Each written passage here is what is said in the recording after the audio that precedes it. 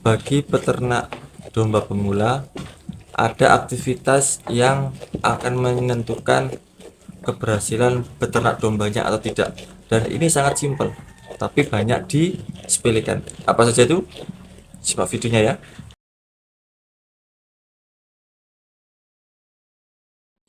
Kebiasaan merupakan kegiatan yang kita lakukan secara rutin dan terus-menerus.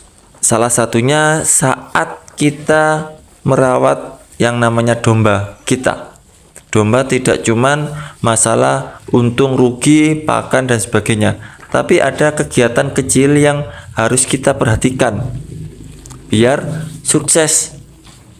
Dan meskipun itu sepele loh ya. Misalkan nih, yang pertama, kita mencacah pakan. Nah, pakan ini dicacah tujuannya biar mempermudah yang namanya domba memakan rumput yang kita berikan ke domba kita.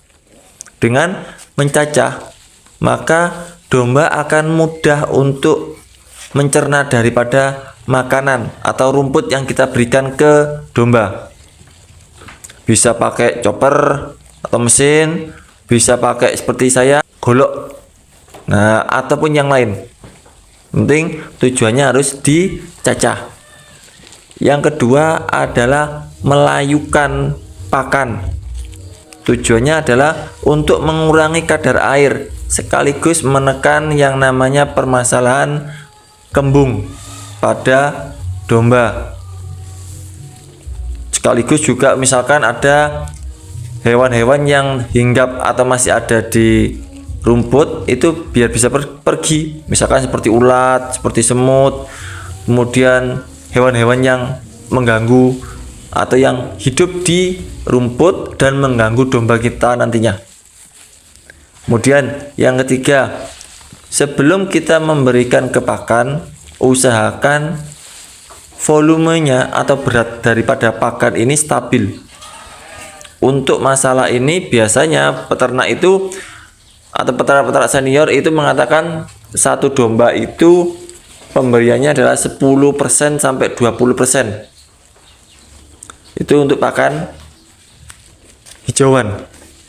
Nah, ini harus konsisten, jangan sampai sekarang 10 kilo, besoknya 15 kilo, besoknya 7 kilo, besoknya 8 kilo.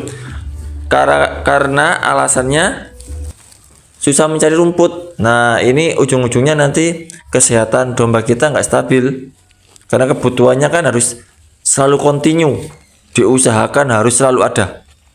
Jadi ditimbang ya.